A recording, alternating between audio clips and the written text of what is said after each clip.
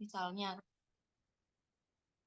tumor jinak tumbuh dan memberikan tekanan pada jaringan normal sekitar.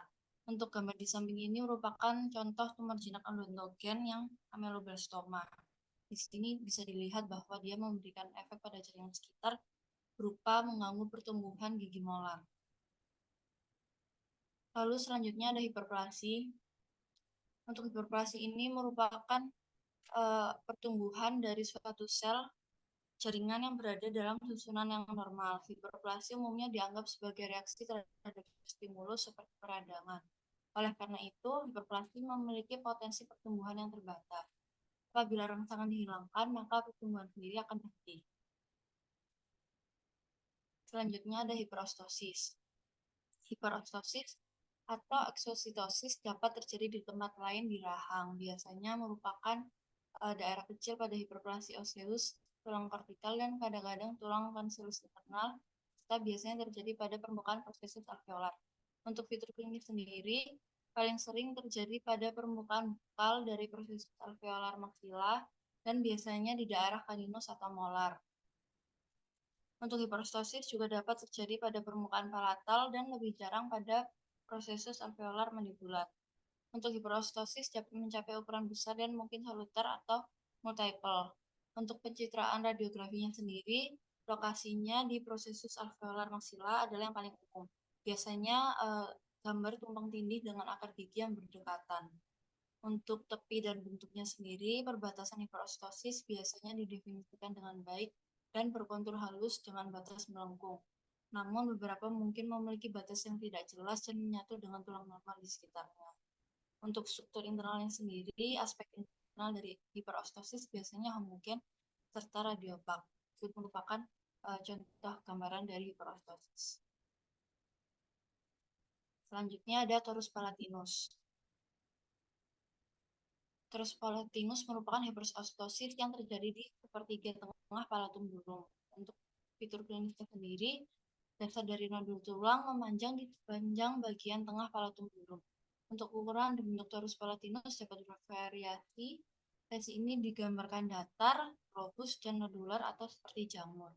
Untuk mukosa normal biasanya menutupi massa tulang dan mungkin tampak pucat serta terkadang oscillasi saat trauma.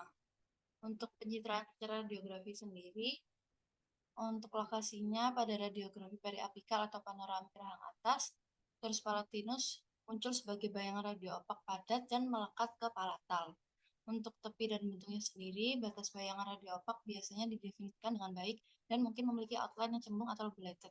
Untuk struktur internalnya, biasanya bersifat radio opak homogen. Selanjutnya, torus mandibularis. Untuk torus mandibularis ini merupakan hiperostosis yang menonjol dari aspek lingual, proses alveolar mandibula, serta biasanya di dekat gigi premolar. Jadi dia itu kurang lebih sama seperti torus palatinus, cuman dia di daerah mandibularis. Untuk fitur klinisnya sendiri, torus lebih jarang terjadi pada permukaan lingual mandibula daripada palatum. Torus berkembang secara tunggal atau berlipat ganda, secara unilateral atau bilateral, dan paling sering di daerah premolar dan ukurannya juga bervariasi. Untuk pencitraan radiografinya sendiri, pada gambar periapikal mandibula, torus mandibularis tampak sebagai bayangan radiopak, biasanya tumpang tindih dengan akar gigi premolar dan geraham, serta kadang-kadang di atas gigi caninus atau gigi insisif. Biasanya tumpang tindih dengan gigi pada sekitar 3 gigi. Untuk tepi dan bentuknya sendiri, torus mandibularis berbatas tegas di bagian anterior pada gambar periapikal. Tidak ada margin antara perifer dari torus dan permukaan mandibula karena torus berlanjut dengan korteks mandibula. Untuk struktur internalnya, pada gambar oklusal, torus mandibula tampak radiopak dan homogen.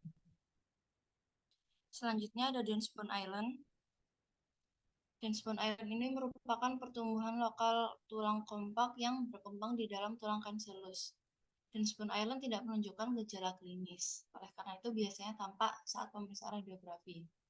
Untuk lokasinya lebih sering terjadi pada mandibula daripada maksila dan paling sering terjadi di daerah premolar-molar meskipun keberadaannya tidak berkorelasi dengan ada atau tidaknya gigi.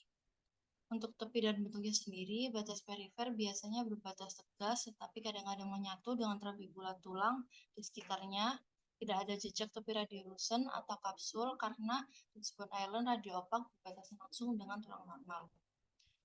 Untuk struktur internalnya sendiri, aspek internal Ridgebone Island biasanya radioopak seragam tanpa pola karakteristik, tapi terkadang mungkin ada jejak daerah yang tampak lebih radiolucent tergantung pada bentuk dan ketebalannya. Untuk efek pada struktur sekitarnya jarang, tetapi GBI terletak peripikal ke akar gigi dan berhubungan dengan resorpsi akar eksternal. Gigi yang paling sering terkena adalah gigi molar pertama mandibula. Dalam semua keadaan, gigi vital dan resorpsi akar dapat sembuh sendiri. Dalam kasus yang sangat jarang, Ridgebone Island ini dapat menghambat erupsi gigi dan bahkan menggeser gigi.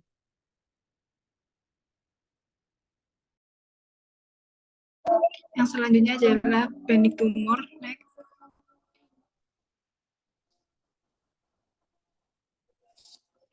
Ditemukan secara kebetulan pada pemeriksaan radiologi yang dilakukan untuk menemukan alasan kurangnya erupsi gigi atau dapat dideteksi secara klinis dengan pembesaran rahang atau pergerakan gigi. Neoplasma jinak ini memiliki onset yang berbahaya dan tumbuh perlahan, tidak menimbulkan rasa sakit, tetapi dapat menjadi agresif secara lokal jika meluas ke ruang jaringan yang berdekatan. Next.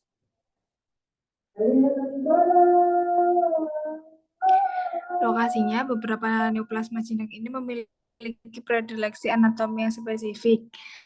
Lesi yang berkembang dari sumber sel odontogenik terjadi pada prosesus alveolaris superior dari kanal saraf alveolar inferior, tempat sel dan gigi odontogenik berada. Lesi yang berasal dari vaskular dan saraf perkembangan di dalam kanal alveolar inferior ini dan neoplasma cartilaginosa terjadi di lokasi di mana kondrosit mungkin berada, seperti di sekitar kondilus mandibula. Lalu struktur internalnya tampak radiolucent, radiopak, atau mungkin campuran daerah radiolucent dan rakum tergantung pada neoplasma dan memiliki ketebalan yang bervariasi. Fibroma yang mengarah sering memiliki pola radiopak granular internal yang dihasilkan oleh tulang abnormal atau imatur yang seharusnya diproduksi oleh sel neoplastik. Dan seringkali pola internal adalah karakteristik untuk jenis neoplasma tertentu. Next. Odontogenik tumor. Next. Ameloblastoma merupakan tumor yang persisten dan invasif secara lokal. Ameloblastoma ini memiliki karakteristik tumbuhan yang agresif tetapi jinak. Gambaran klinisnya, pada kebanyakan kasus, pasien dengan ameloblastoma tidak mengalami nyeri, parestesia, fistula, pembentukan ulkus, atau mobilitas gigi. Saat tumor membesar, palpasi dapat menimbulkan sensasi keras tulang atau krepitasi saat tulang menipis. Jika lesi menghancurkan tulang di atasnya, pembekakan yang mungkin terasa keras atau berfluktuasi saat tumbuh. Tumor ini dapat menyebabkan ekspansi tulang dan terkadang erosi melalui lempeng kortikal yang berdekatan dengan invasi berikutnya. Tumor ini tidak diobati dapat tumbuh menjadi ukuran besar dan lebih menjadi perhatian di rahang atas, di mana dapat meluas ke struktur vital dan mencapai dasar tengkorak. Tumor yang berkembang di maksila dapat meluas ke sinus, paranasal, orbit nasofaring, atau struktur vital di dasar tengkorak. Tingkat kekambuhan lebih tinggi pada pasien yang lebih tua dan pada pasien dengan lesi multikular.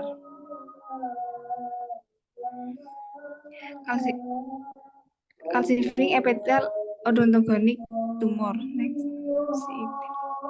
CUT merupakan neoplasma langka dengan prevalensi sekitar 1% dari tumor odontogenik. Tumor ini biasanya terletak dalam tulang dan menghasilkan substansi terminalisasi di dalam material amiloid serta mengandung lembaran sel epitel pada stroma fibrosus. Struktur internalnya pada bagian internal dapat tampak unikuler atau multikuler dengan fokus radiopak yang banyak tersebar dan terdiri dari beberapa ukuran dan kepadatan. Beberapa elemen radiopak yang memiliki bentuk sabit atau donat dengan gambaran radiolusen di bagian tengahnya. Yang paling khas dari gambaran CUT ini adalah munculnya gambaran radiopak dekat dengan mahkota gigi yang tertanam. Selain itu, trabekula kecil tipis opak dapat melintasi daerah radiolusen ke berbagai arah. Perifernya, bagian tepinya dapat memiliki batas yang jelas seperti kista, namun pada beberapa tumor batasnya mungkin tidak teratur dan tidak jelas. Gambaran radiografinya seperti ameloblastoma ini memiliki predileksi pada mandibula dengan rasio setidaknya 2/1 dan sebagian besar berkembang di daerah premolar, molar, dan 52%-nya berhubungan dengan gigi yang tidak erupsi atau impaksi. Next.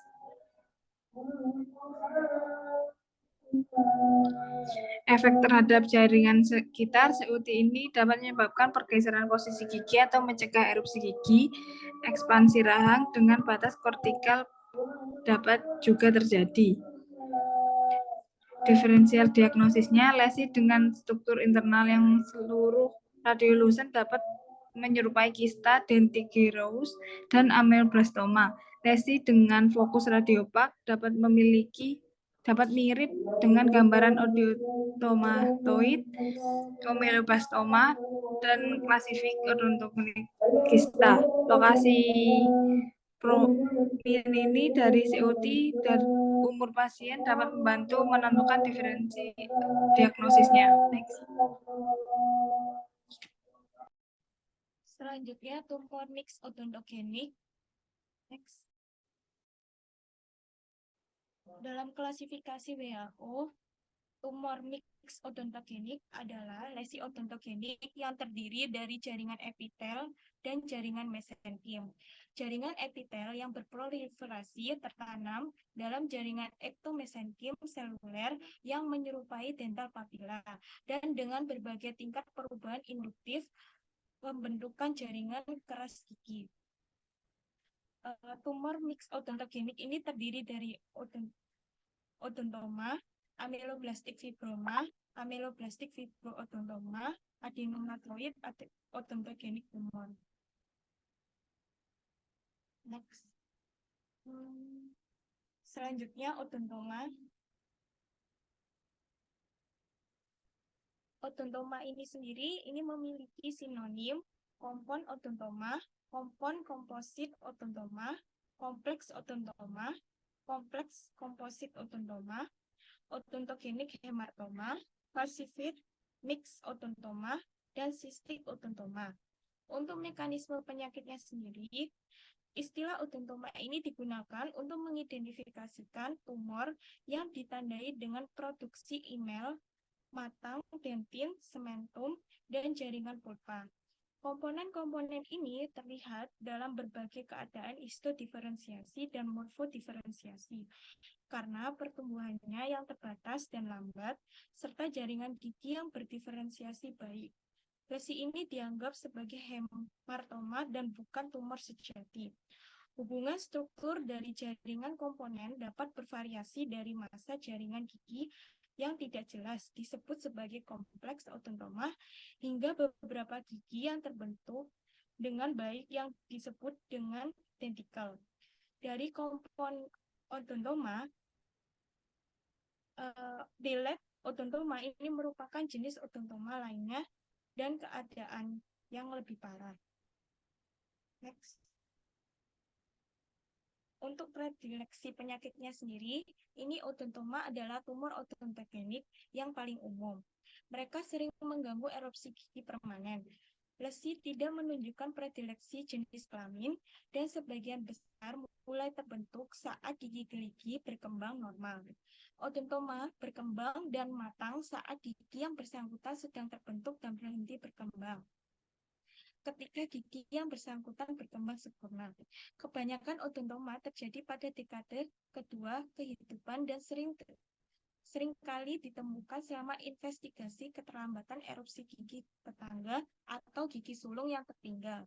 Dalam kasus yang jarang terjadi odontoma berhubungan dengan gigi sulung. Kompon odontoma sekitar 2 kali lebih umum dari tipe kompleks. Meskipun variasi senyawa terbentuk sama antara pria dan wanita, 60% odontoma kompleks terjadi pada wanita dalam keadaan yang jarang.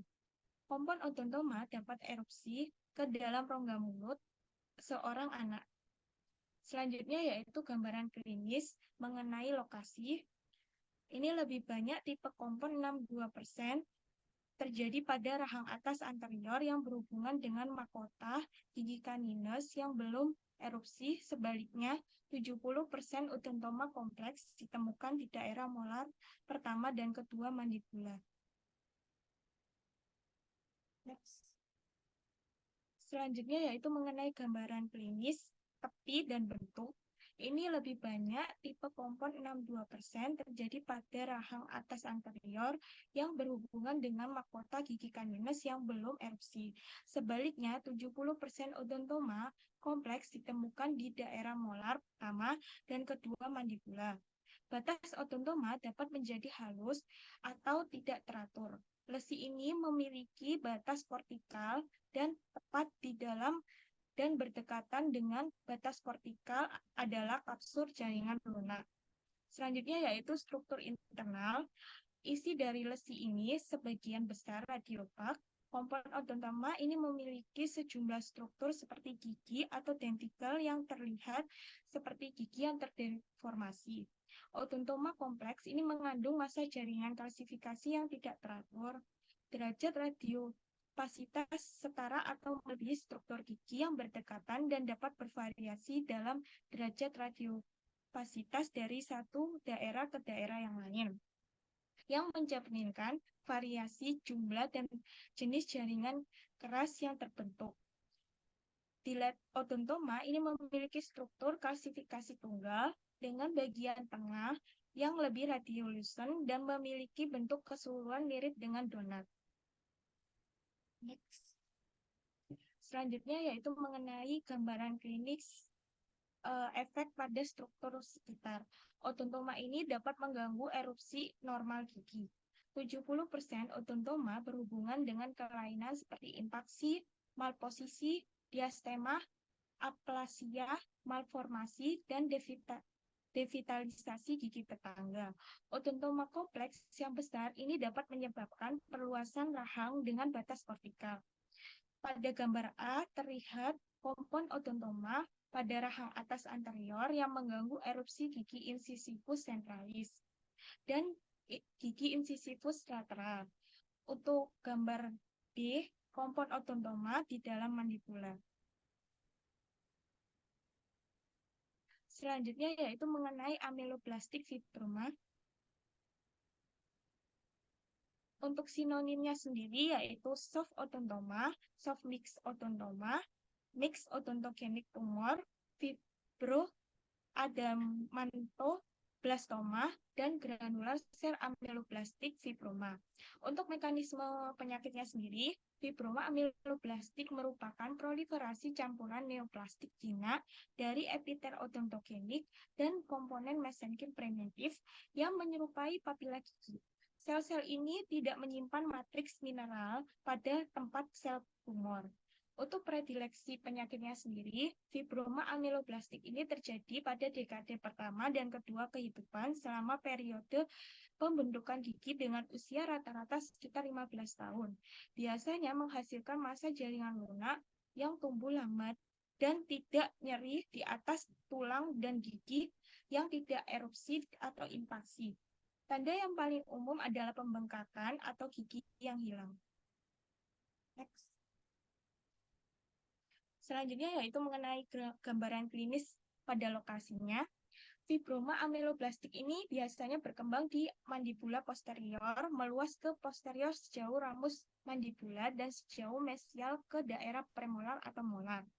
Lokasi yang umum adalah koronal pada gigi yang belum erosi dan dekat puncak prosesus alveolaris, atau mungkin timbul di area di mana gigi gagal berkembang.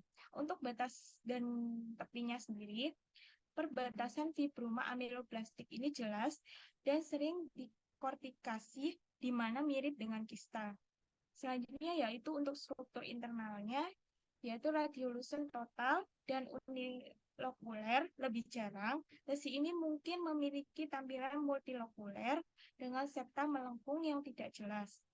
Selanjutnya untuk efek pada struktur sekitar, jika lesi ini berkembang besar, mungkin ada perluasan dengan lempeng kortikal yang utuh. Next. Selanjutnya yaitu mengenai gambaran klinis efek pada gigi yang berdekatan. Gigi yang terkait dapat terhambat dari erupsi normal atau dapat berpindah ke arah apikal. Untuk gambar A sendiri ini memperlihatkan fibroma ameloblastik ini muncul sebagai pertumbuhan unilokuler dari folikel molar pertama permanen yang belum erupsi. Untuk gambar B sendiri ini memperlihatkan gambaran potongan radiografi panoramik, dan untuk sedangkan gambar C, radiografi periapikal mengilustrasikan fibroma ameloblastik yang terkait dengan mahkota gigi geraham pertama dan kedua. Selanjutnya yaitu ameloblastik fibroodontoma. Untuk mekanisme penyakit fibroodontoma ameloblastik ini adalah tumor campuran dengan semua elemen fibroma ameloblastik, tetapi dengan kumpulan inel dan dentin yang tersebar. Beberapa ahli menganggap fibroodontoma ameloblastik sebagai tahap awal dari odontoma yang sedang berkembang. Namun, ada bukti kuat bahwa fibroodontoma ameloblastik adalah entitas yang terpisah dan memiliki perilaku yang lebih neoplastik daripada odontoma. Mungkin ada beberapa lesi yang salah diidentifikasikan sebagai fibroodontoma ameloblastik dan benar-benar merupakan odontoma yang sedang berkembang. Untuk predileksi penyakitnya sendiri yaitu gambaran klinis mirip dengan odontoma, sering dikaitkan dengan gigi yang hilang atau gigi yang gagal berkembang. Kadang-kadang tumor ini mengambil posisi gigi yang hilang. Tumor ini muncul pada rentang usia yang sama dengan odontoma dan fibroma ameloblastik tanpa predileksi jenis kelamin tertentu. Untuk gambaran klinisnya sendiri, berdasarkan lokasi, sebagian besar kasus terjadi pada posterior mandibula. Epicenter dari lesi biasanya terletak di oklusal gigi yang sedang berkembang atau ke arah puncak alveolar. Untuk tepi dan bentuknya sendiri, tumor ini biasanya berbatas, tegas, dan kadang terkortikasi. Dan untuk struktur internalnya, struktur internal ini bercampur dengan sebagian besar lesi bersifat radiolucent. Lesi kecil dapat muncul sebagai folikel yang besar dengan hanya satu atau dua radiopasitas kecil yang terpisah. Lesi yang lebih besar mungkin memiliki struktur internal kalsifikasi yang lebih luas. Dalam beberapa kasus, kalsifikasi kecil ini memiliki bentuk bulat dengan margin seperti enamel radiopak, memberikan bentuk yang mirip dengan donat kecil, dan beberapa mungkin tampak deformasi gigi yang sedikit, paling sering terlihat pada gigi yang invaksi. Berikut adalah gambar A menunjukkan potongan dari radiografi panoramik. Terlihat lesi pada oklusal hingga desidu gigi molar kedua dengan batas lesi yang tidak jelas, radiolucent dan radiopak kecil membulat. Ditunjukkan dengan gambar panah putih. Potongan dari selanjutnya yaitu gambaran B, yaitu mengenai potongan dari radiografi panoramik dengan batas lesi jelas, radiolucent, dan beberapa radiopak yang tersebar, ditunjukkan dengan panah hitam. Selanjutnya yaitu gambar C, yaitu mengenai potongan dari radiografi panoramik dengan gambaran radiopak yang lebih banyak.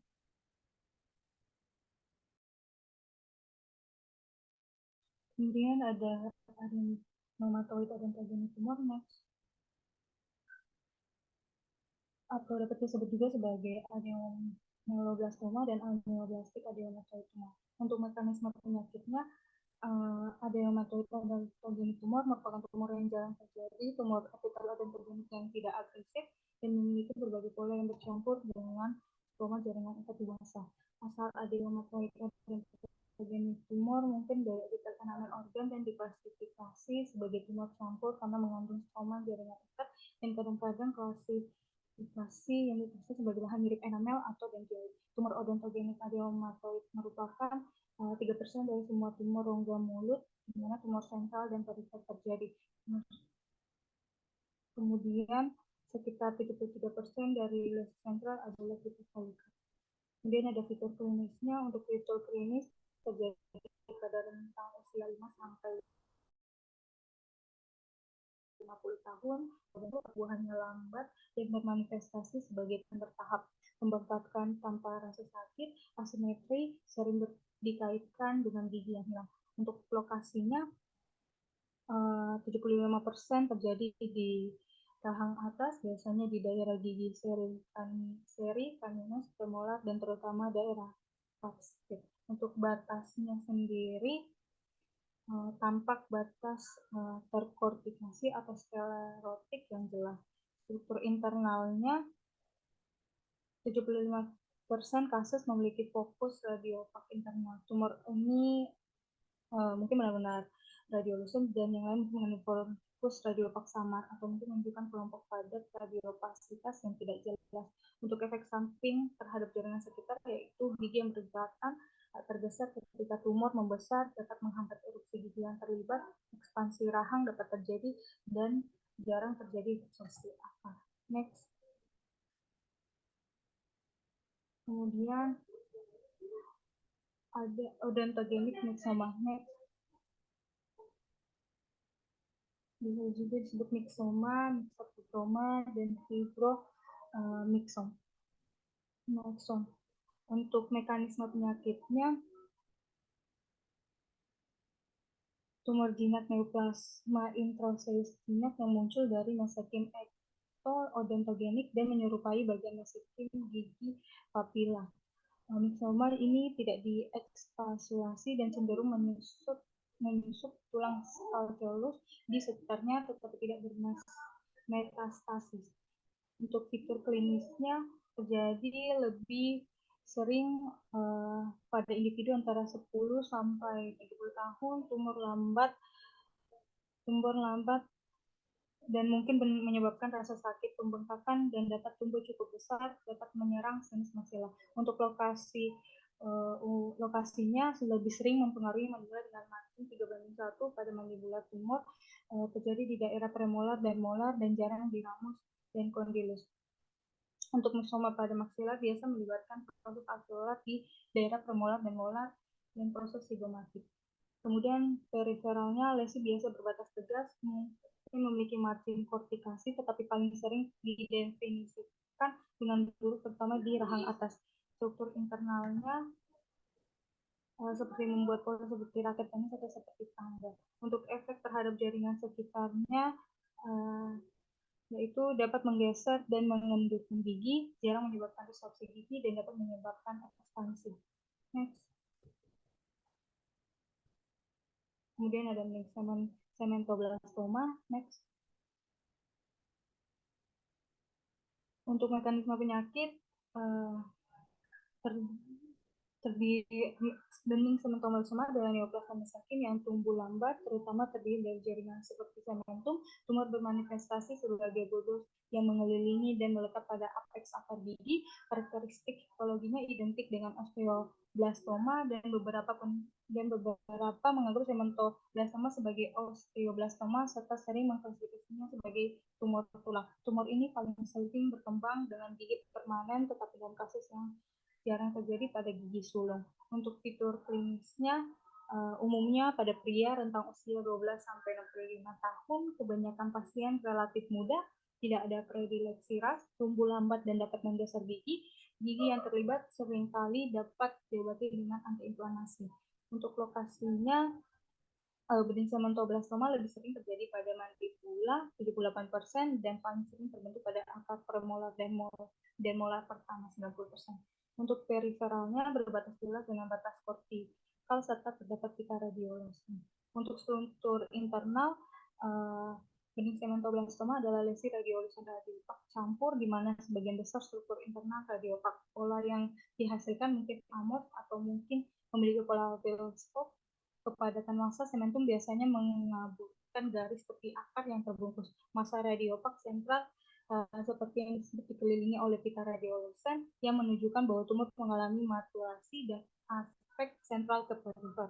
Untuk efek jaringan terhadap sekitar yaitu resorpsi eksternal, ekspansi mandibula, performasi melalui lempeng kortikal luar tanpa reaksi perioste. Next.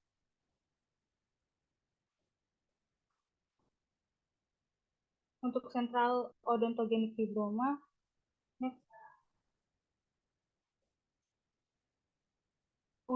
Mekanisme penyakitnya yaitu dibagi menjadi dua tipe berdasarkan gambaran histologinya, yaitu single tipe yang mengandung jaringan ikat yang matur dengan odontogenik epithelial yang jarang tersebar dengan WHO tipe yang lebih ke arah seluler, memiliki lebih banyak epithelial dan bisa mengandung klasifikasi yang menyerupai dysplasia dentin, sementum, atau osteoid.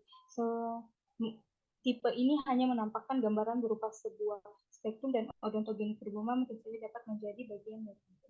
Untuk fitur klinisnya, banyak kasus dari sentral odontogenik fibroma terjadi pada usia antara 11 sampai 39 tahun. Kasus pada wanita lebih banyak terjadi dengan rasio 2,2 banding 1. Pada pasien mungkin bisa asimptomatik atau dapat terjadi pembekakan dan kegoyangan pada gigi. Ciri yang tidak biasa dan khusus pada beberapa kasus di rahang atas berupa cleft atau depresi pada mukosa palatal di mana ekspansi tumor dapat terjadi.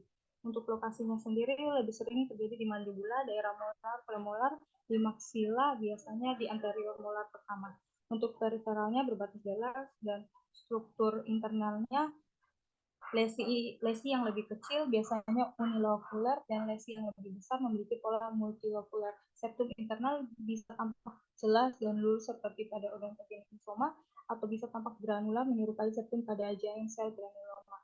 Beberapa lesi tampak radiolusen total, sementara itu juga terdapat laporan pada kasus bahwa terdapat klasifikasi internal yang tidak teratur. Untuk efek terhadap jaringan sekitarnya, yaitu dapat menyebabkan ekspansi, perpindahan gigi, dan distorsi akar. Next.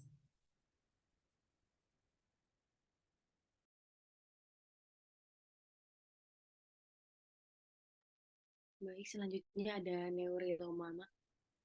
Next. Untuk disease mekanismenya itu timbul dari sel Schwann yang membentuk lapisan dalam yang menutupi saraf perifer. Meskipun jarang tumor ini saraf intraselusnya yang paling umum. Terus untuk clinical features-nya, pertama tumbuh lambat, kedua terjadi pada usia berapapun dan tidak memandang gender. Ketiga, lokasi paling sering adalah mandibula dan keluhan biasanya bengkak, nyeri, dan parestesia dapat timbul. Untuk gambarnya bisa dilihat di bawah. Next. Untuk imaging features-nya, lokasinya paling sering terjadi di mandibula rahang atas. Peripheral margin dari tumor ini terlokasi dengan baik dengan lesi kecil muncul berbentuk fusiform seperti kista. Untuk struktur internalnya ada radiolusen dan memiliki gambar outline scalloping. Efek pada jaringan sekitar itu dapat menyebabkan pembesaran foramen, ekspansi kanalis alveolaris inferior lambat, perluasan tumor terlokasi dengan episentrium. Tumor dapat menyebabkan resorpsi akar gigi yang berdekatan. Next. Untuk treatmentnya yaitu eksisi dilakukan sebagai pengobatan dari tumor ini. Lesi biasanya tidak tumbuh setelah dilakukan eksisi. Pemeriksaan berkala juga dilakukan untuk memorinya. Untuk diferensial diagnosis atau persamaan diagnosisnya yaitu hemangioma dan fistula arteriovenosa. Next. Selanjutnya ada neuroma. Untuk clinical features-nya ada tumbuh lambat, kedua jarang melebihi diameter 1 cm. Dan terakhir menyebabkan beberapa gejala seperti rasa sakit yang parah, neuralgia, nyeri menjalar ke mata, wajah, dan kepala. Untuk disease mekanismenya itu neuroma, di sini di highlight, yaitu neuroma bukanlah neoplasma. Karena tumor ini adalah akibat pertumbuhan berlebihan serabut saraf yang terputus yang mencoba beregenerasi dengan proliferasi abnormal jaringan parut setelah fraktur yang melibatkan saraf perifer. Akibatnya, saraf yang berproliferasi membentuk kumpulan serabut saraf yang tidak teratur yang terdiri dari berbagai proporsi akson, jaringan ikat perineural, sel Schwann, dan jaringan parut. Next. Untuk imaging features-nya, pertama, lokasinya paling sering terjadi di foramen mentalis, maxilla anterior, mandibula posterior. Untuk periferalnya berbatas tegas dan terkortikasi, terjadi dalam beberapa bentuk tergantung ekspansi tulang sekitar. Untuk struktur internalnya, radiolucent total. Efek pada jaringan sekitar terjadi ekspansi pada kanal inferior alveolar nervous. Next. Untuk treatmentnya yaitu perawatannya yang paling direkomendasikan untuk mencegah pembesaran dan rasa sakit. Kekambuhan jarang muncul terjadi dilakukan eksisi. Next. Selanjutnya ada neurofibroma. Untuk disease mekanismenya adalah neurofibroma atau neurinoma, merupakan tumor cukup keras, jinak, berbatas tegas yang disebabkan oleh proliferasi sel Schwann dalam pola tidak teratur yang mencakup bagian-bagian dari serabut saraf, seperti saraf perifer, akson, dan jaringan ikat selubung Schwann. Saat neurofibroma tumbuh, mereka menggabungkan akson sebaliknya. Sebaliknya, neurolimoma seluruhnya terdiri dari sel Schwann dan tumbuh dengan menggantikan akson. Untuk imaging features-nya, pertama, lokasi neurofibroma sentral dapat terjadi pada mandibula kanal, di tulang cancellous, dan di bawah periosteum. Kedua, tepi seperti neurolimoma, tepi radiolucent pada neurofibroma biasanya terbatas tegas dan mungkin terkotikasi. Ketiga, meskipun neurofibroma sifatnya jinak dan pertumbuhannya lambat, beberapa dari lesi ini memiliki batas yang tidak jelas. Struktur internal tumor biasanya tampak unikular, tetapi kadang-kadang mungkin memiliki penampilan multilokular. Yang terakhir, efek pada struktur sekitar neurofibroma inferior saraf gigi menunjukkan pembesaran fusiform kanal. Next. Untuk clinical features-nya, pertama, lesi sentral juga dapat terjadi pada lesi penyakit von Recklinghausen, tetapi jarang. Neurofibroma dapat terjadi pada semua usia, tetapi biasanya ditemukan pada pasien muda. Neurofibroma terkait dengan nervus mandibula dapat menimbulkan nyeri atau parestesia. Neurofibroma juga dapat memperluas dan melubangi korteks, menyebabkan pembengkakan yang sulit atau keras untuk dipalpasi. Untuk treatmentnya, lesi sentral soliter yang dieksisi jarang juga terulang. Untuk gambarnya bisa dilihat pada gambar di sebelah kanan. Next. Selanjutnya ada neurofibromatosis. Next. Untuk disease mechanism, neurofibromatosis adalah sindrom yang terdiri dari bintik-bintik caveolate pada kulit, beberapa tumor saraf perifer, dan berbagai kelainan displastik lainnya pada kulit, saraf tulang, organ endokrin, dan pembuluh darah. Dapat diklasifikasikan menjadi dua, yaitu neurofibromatosis 1 atau biasa disebut NF1 bentuk umum dan NF2 bentuk sentral. Lesi oral dapat terjadi sebagai bagian dari NF1 atau mungkin soliter dan disebut manifestasi segmental atau bentuk frusta. Untuk imaging features-nya, pertama, perubahan untuk mandibula, pembesaran coronoid notch di salah satu dimensi atau keduanya horizontal dan vertikal. Sudut tumpul antara body dan ramus, deformitas kepala kondilus, memanjangan leher kondilar, dan membungkuk lateral, penipis ramus. Kedua, perubahan radiografi termasuk pembesaran kanal mandibula, foramen mentalis, mandibula, dan peningkatan insiden kanalis mandibula bercabang. Ketiga, perubahan erosi pada bagian luar kontur mandibula dan gangguan erupsi normal Graham juga dapat terjadi. Terakhir, akumulasi abnormal jaringan lemak dalam deformitas mandibula. Next. Untuk clinical features ada neurofibromatis adalah salah satu penyakit genetik yang paling umum terjadi pada 1/3000 kelahiran dan terjadi pada sekitar 30 orang per 10.000. Beberapa manifestasinya adalah kongenital atau bawaan, tetapi sebagian besar muncul secara bertahap selama masa kanak-kanak dan dewasa. Untuk bintik-bintik ovulate menjadi lebih besar dan lebih banyak seiring bertambahnya usia. Kebanyakan pasien akhirnya memiliki lebih dari 6 titik yang lebih besar dari diameter 1,5 cm. Untuk treatmentnya adalah neurofibroma kulit dan subkutan kecil dapat diangkat jika nyeri, tetapi neurofibroma plexiformis besar harus dibiarkan sendiri. Konversi maligna dari lesi ini pada kasus yang jarang terjadi. Untuk gambarnya bisa dilihat di sebelah kanan. Next. Untuk referensi yang kita ambil dalam materi tersebut dari White Square Michael G. tahun 2014. Mungkin dari materi tersebut, apakah ada yang ingin bertanya?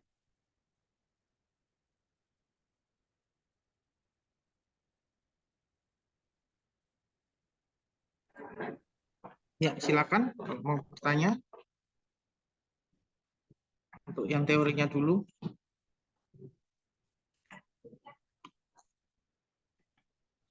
Permisi dokter. Untuk bertanya. Ya, silakan.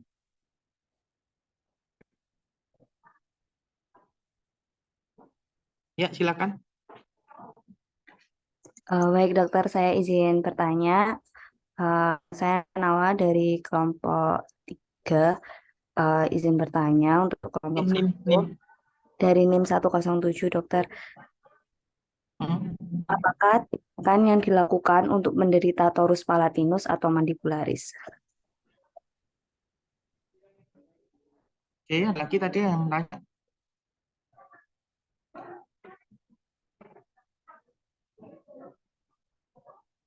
Permisi dokter, izin bertanya. Saya Melza dengan NIM 121. Tadi kan sempat dijelaskan neuroma dan neuriloma. Ya. Nah, itu apakah dari kedua tersebut mempunyai sinonim kayak penyakit yang sama seperti itu? Terima kasih. Silakan. Ada lagi?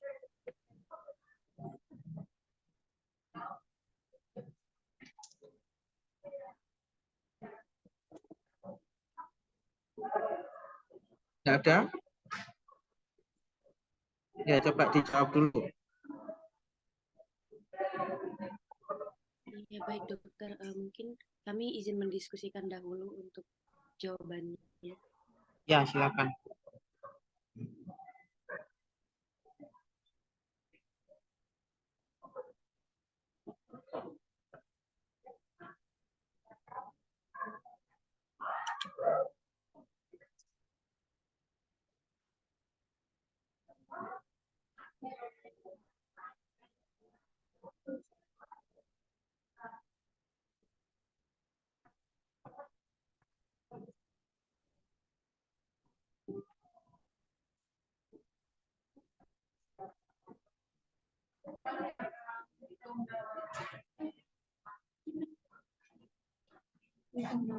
Salam.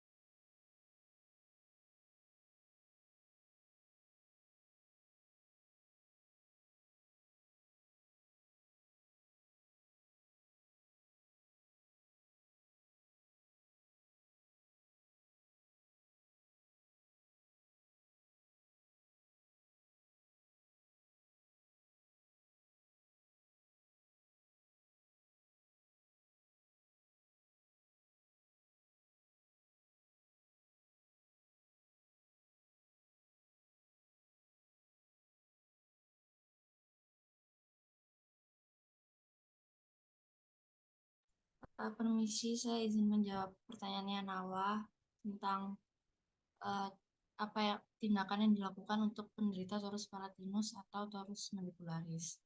Jadi pada penderita torus palatinus atau torus mandibularis ini biasanya tidak memerlukan tindakan atau perawatan. Tapi kalau misalnya ada indikasi, kayak misalnya ingin dipasang denjar atau piranti ortodonti, terus misalnya mengganggu proses makan dan pembersihan rongga mulut, maka biasanya dilakukan pengangkatan dengan instrumen kedokteran gigi atau bisa juga dengan laser seperti itu. Apakah menjawab, Nawa? Iya, terima kasih. Sorry, ulangi saya nggak ngerti gimana. Jadi untuk tindakan yang dilakukan pada penderita torus palatinus atau torus mandibularis itu biasanya tidak dilakukan tindakan. Tetapi jika ada indikasi tertentu, misalnya mau dipasang denjar atau alat piranti ortodonti ataupun mengganggu proses makan dan pembersihan rongga mulut, biasanya dilakukan pengangkatan. Seperti itu, Dok. Next. Speaker saya nggak dengar banget.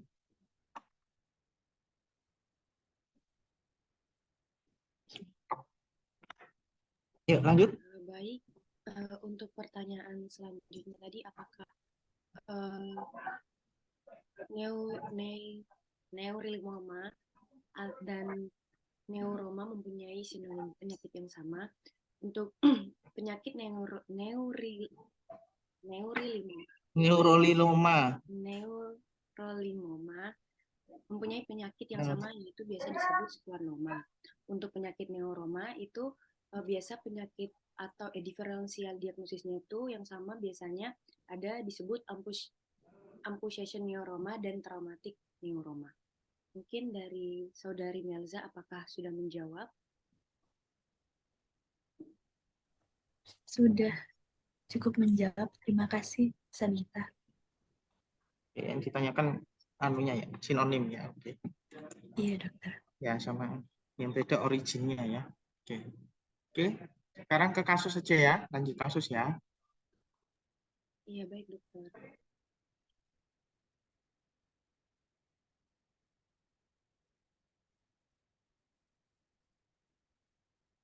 Baik, di sini saya izin membacakan untuk kasus pertama, yaitu seorang wanita 29 tahun datang ke RSGM untuk memeriksakan giginya yang dirasa memiliki bentuk yang tidak normal.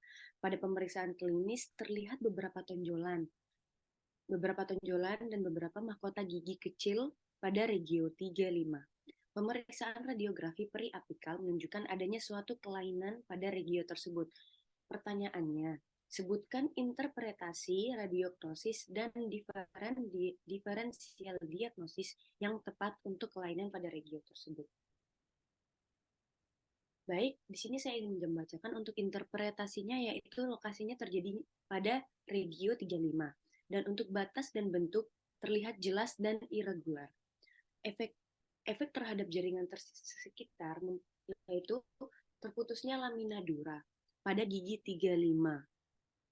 Terlihat seperti mahkota pada gigi sulung dan resorpsi akar fisiologis pada akar fisiologis 75. Untuk struktur internalnya adanya massa radiopak yang menyerupai dentikel gigi dan tooth-like structure. Next. Untuk radiognosis yang kita bahas, untuk radiognosis yang kita putuskan pada kasus tersebut yaitu compound odontoma. Next. Lalu untuk diferensial diagnosis, di sini ada ameloblastic fibroodontoma, yaitu di sini kita bahas terdapat kesamaan dalam lokasi klinis dengan odontoma, tetapi memiliki pertumbuhan yang agresif secara klinis. Komponen jaringan lunak yang lebih besar daripada odontoma. Mungkin bisa dilihat sebagian area. Mohon maaf, di sini kursor saya kelihatan nggak ya?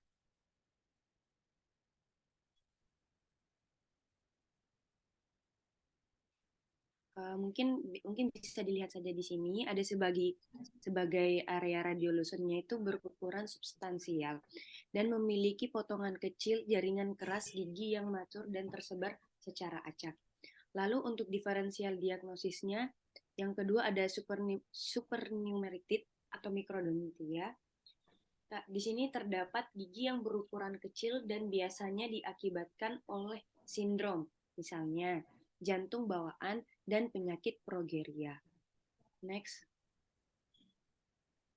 Baik, untuk kasus selanjutnya mungkin bisa dibacakan oleh teman saya Adinda Ratna.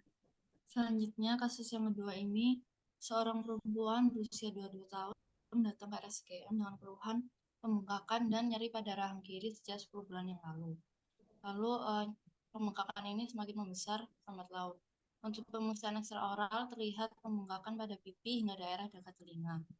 Pemeriksaan intraoral terlihat pembengkakan pada vestibulum dan dasar mulut rahang bawah posterior kiri ketika dipalpasi keras dan sakit. Untuk pemeriksaan radiografi panoramik terlihat suatu lesi yang luas pada posterior rahang bawah kiri.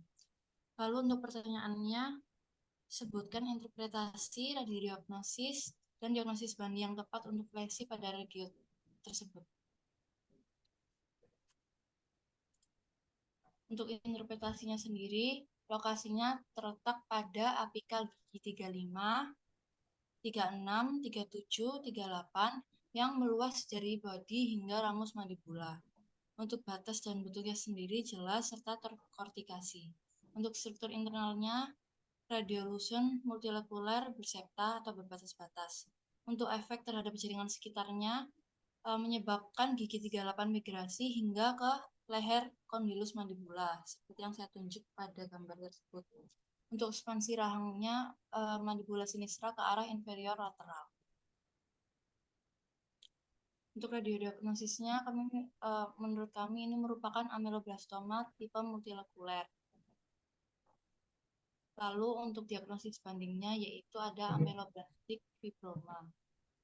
Untuk persamaannya itu adanya bentukan lobus yang kecil dan tampak seperti ameloblastoma. Untuk perbedaannya, fibroma ameloblastik terjadi pada usia lebih dini, serta pada ameloblastoma lebih tegas dan kasar.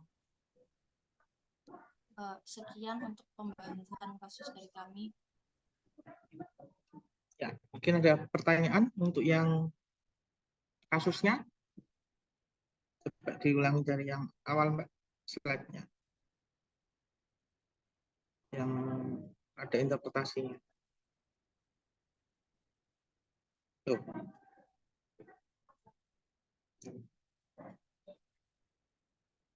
Di previous.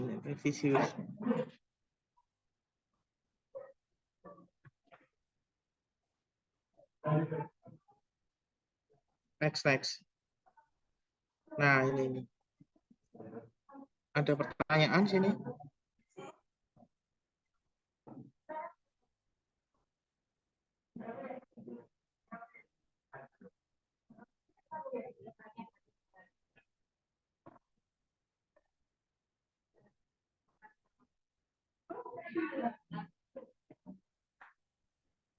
Messi, izin bertanya. Ya.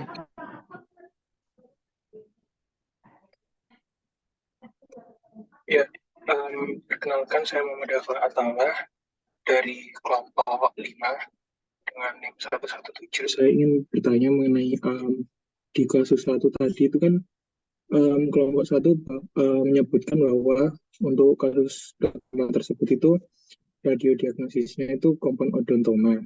Nah, saya ingin menanyakan tindakan apa yang dilakukan untuk menangani kasus tersebut, dan jika tidak dilakukan tindakan, dampak yang terjadi apa?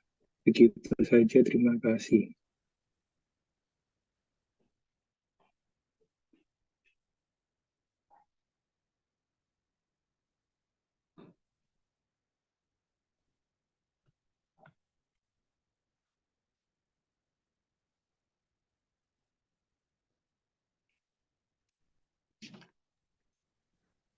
Baik, makasih Dava.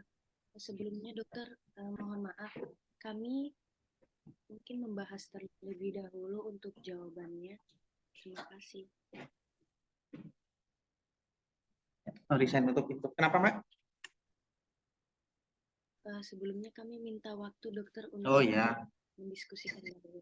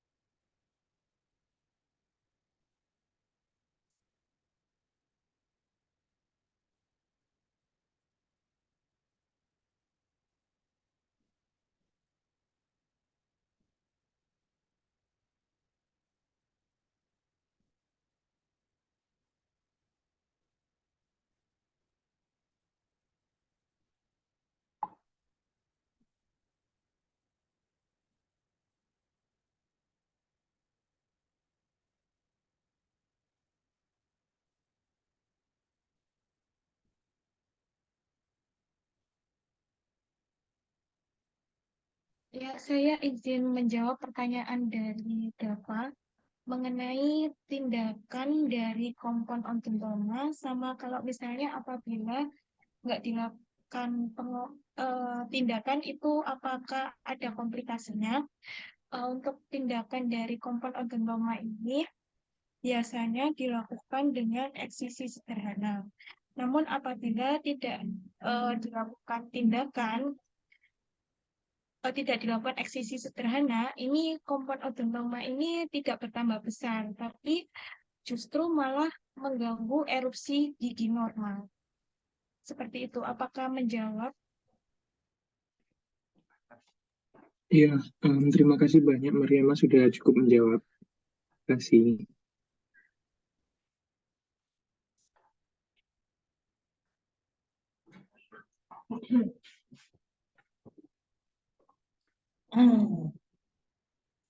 Ya, oke. Ya, jadi kalau tindakan ya, ini bukan ke bidang kita, bidang radiologi. Jadi memang kalau biasanya seperti ini dilakukan ekstraksi kalau mengganggu ya, diambil satu-satu. Oke, yang kasus selanjutnya ada pertanyaan? Next, yang interpretasinya. Nah,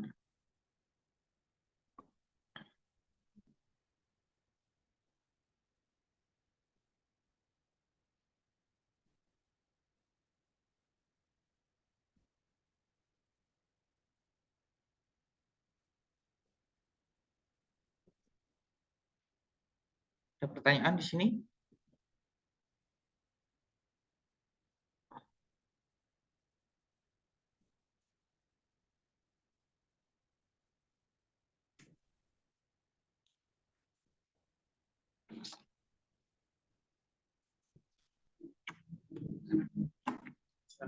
Ini Melo ini kasus yang sering ya untuk tumor jinak ini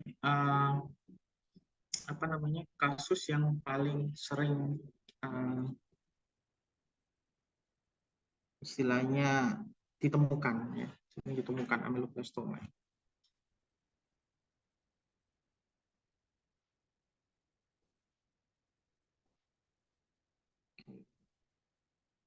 Ini selain ekspansi ada apa ini?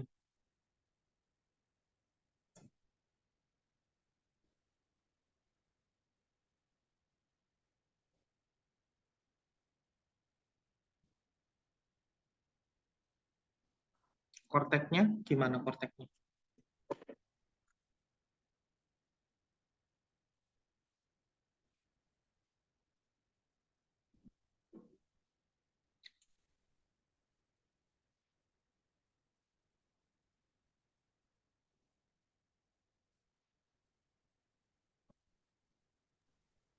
Izin menjawab, dokter, mungkin ada migrasi gigi yang 38 ini ke kondilus mandibula.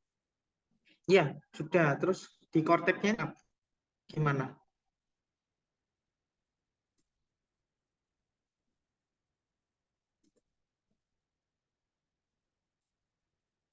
Ini gimana?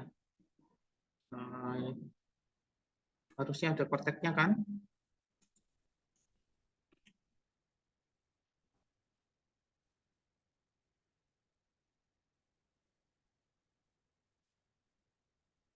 Gimana ini korteksnya?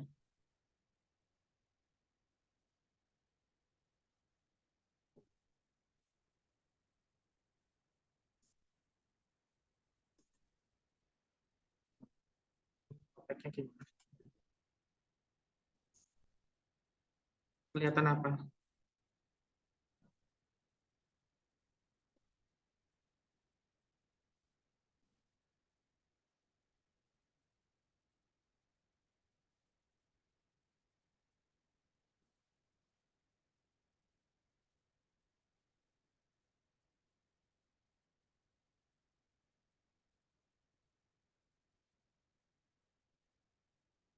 Korteksnya apa? Menghilang ya kan? Kelihatan lagi nih korteksnya. Ya, ditambahkan ya. Karena ekspansi dia korteksnya menghilang. Oke. Kasih. Ya. Ada pertanyaan, Amelo? Kalau tidak ada, kita lanjut ke kelompok selanjutnya. Oke, close dulu untuk kelompok tumor, ya, tumor jinak. Terus tadi jangan lupa ada yang kurang di situ, ada pembagian antara jadi tumor jinak itu ada yang odontogen sama non odontogen. Tadi kalau nggak salah langsung ya, nggak disebutkan yang odontogen mana, non odontogen mana ya. Jadi tadi dari yang kalau nggak salah terakhir itu awalnya yang neuriloma, limoma itu awalnya yang di non odontogen ya, kalau nggak salah slide-nya ya. Sebelumnya yang odontogen ya. Oke, odontogen juga ada dibagi juga nanti bisa dilihat di bukunya, ada yang mix juga ya, tergantung epitelnya yang terlibat ya, semkim atau epitel ya. Itu juga menentukan lokasinya juga ya. Oke, lanjut ke sistemik ya. Oke, silakan sistemik presentasi. Izin share screen, dokter. Ya.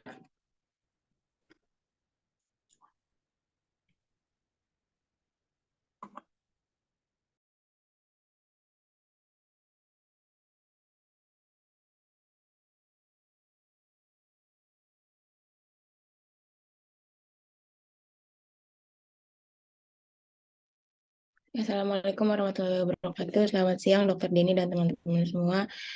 Pada kesempatan kali ini kami dari kelompok B2 akan mempresentasikan tentang interpretasi dan radiodiagnosis kasus penyakit sistemik. Next.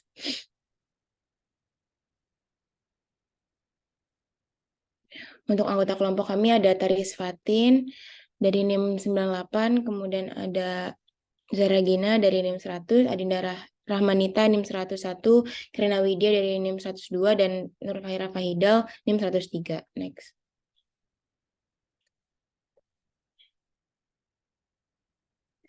Mekanisme penyakit. Penyakit sistemik merupakan penyakit yang dapat mengubah bentuk normal, fungsi tulang, dan pembentukan gigi yang normal. Penyakit sistemik ini menghasilkan kelainan melalui gangguan keseimbangan konsentrasi serum, kalsium, dan fosfat, atau fungsi abnormal osteoblast, osteosit, dan osteoklas. Misalnya, penyakit yang menyebabkan penurunan kalsium serum dapat mengubah kalsium dan tingkat keseimbangan fosfat, menghasilkan tulang dan gigi yang abnormal, menghabiskan kalsium pada kandungan tulang dalam mobilisasi kalsium dari tulang, mengakibatkan kepadatan tulang rendah dan anomali gigi. Next.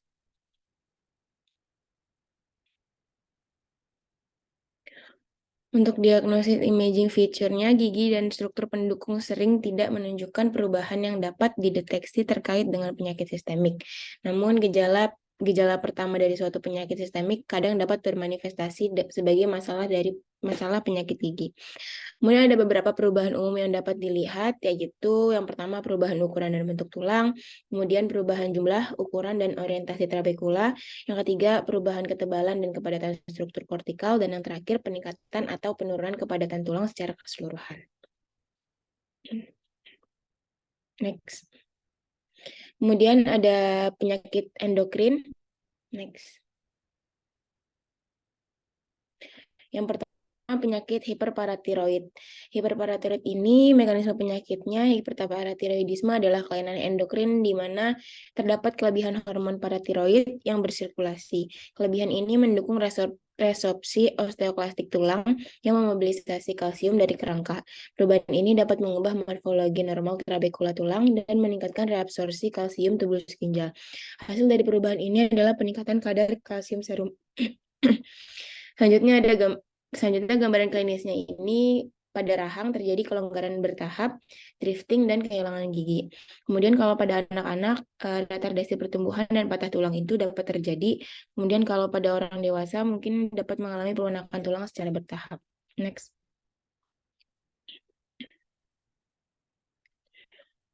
Untuk imaging feature pada gigi dan rahang, kalau pada anak-anak mungkin terdapat hipoplasia dan hipokalsifikasi gigi. Kemudian hilangnya lamina dura pada sekitar 10% pasien. Pada rahang terjadi demineralisasi dan penipisan korteks tulang termasuk batas inferior mandibula, batas kortikal kanal alveolar inferior, dan batas kortikal sinus maxillaris. Kemudian juga terdapat gambaran brown tumors. Kemudian efek pada kerangka ada erosi halus tulang dari permukaan superosteal. Kemudian demineralisasi kerangka dapat menyebabkan gambaran radiolucent umum yang tidak biasa atau osteopenia umum. Kemudian tulang mungkin tampak warna abu-abu. Kemudian hilangnya kepadatan tulang secara umum dan penipisan korteks tulang. Next.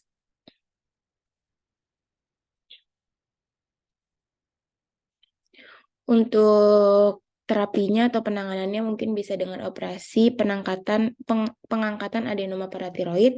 Kemudian pada hiperparatiroidisme sekunder, pasien dengan osteodistrofi ginjal diberikan suplemen vitamin D dan pengikat fosfat.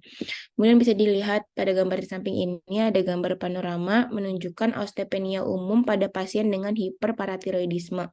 Kemudian giginya tampak kontras pada tulang osteopenik. Next. Yang kedua ada penyakit hipoparatiroidisme. Hipoparatiroidisme ini adalah kondisi yang jarang terjadi di mana sekresi paratiroid ini tidak mencukupi. Ada beberapa penyebab, tetapi yang paling umum adalah kerusakan yang tidak disengaja atau pengangkatan kelenjar paratiroid selama operasi tiroid. Hasilnya adalah kadar kalsium serum yang rendah. Next. Untuk fitur klinisnya ada berbagai manifestasi klinis, meskipun beberapa pasien mungkin tidak menunjukkan perubahan, mereka yang melakukannya mungkin melakukan fleksi tajam atau tetani pada pergelangan tangan dan sendi pergelangan kaki. Beberapa pasien mengalami kelainan sensorineural yang terdiri dari parestesia pada tangan atau kaki atau daerah sekitar mulut. Kemudian perubahan neurologis ini mungkin termasuk kecemasan dan depresi, epilepsi, parkinsonisme, dan kornea. Bentuk kronis dapat menghasilkan penurunan kapasitas intelektual. Next. Pada imaging feature pada rahang tampak gambar hipoplasia imel gigi, resorpsi akar eksternal, erupsi yang tertunda, atau dilaserasi akar. Next. Kemudian pada gambar tengkorak, klasifikasi mungkin tampak flokulan dan bilateral di dalam hemisfer cerebral pada gambar tengkorak posterior anterior. Kemudian di bagian tengah terdapat klasifikasi ganglia bangsalis. Next.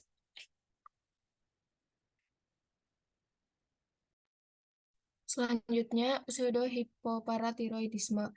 Hipoparatiroidisme adalah kondisi yang jarang terjadi di mana terjadi insufisiensi sekresi paratiroid hormon. Ada beberapa penyebab, tetapi yang paling utama adalah kerusakan atau pengangkatan kelenjar paratiroid selama operasi tiroid. Pada pseudohipoparatiroidisme terdapat defek pada responsel jaringan target terhadap kadar PTH yang normal. Dalam kedua kasus, hasilnya adalah kadar kalsium serum yang rendah. Selanjutnya, manifestasi klinisnya yaitu paling sering manifestasinya termasuk fleksi tajam atau tetani dari pergelangan tangan dan sendi pergelangan kaki. Beberapa pasien memiliki kelainan sensorik yang terdiri dari parestesia pada tangan, kaki, atau daerah sekitar mulut. Perubahan neurologis mungkin termasuk kecemasan dan depresi, epilepsi, Parkinsonisme, dan Korea.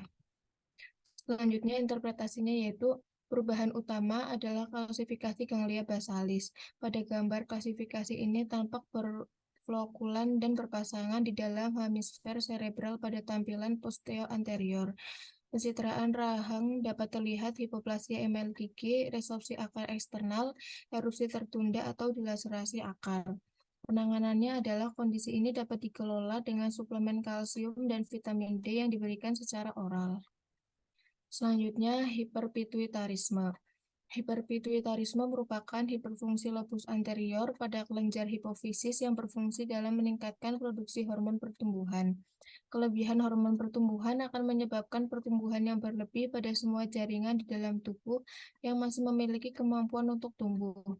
Penyebab umum dari masalah ini adalah tumor jinak dari somatotrof, yaitu sel mesenskri hormon pertumbuhan pada kelenjar hipofisis lobus anterior.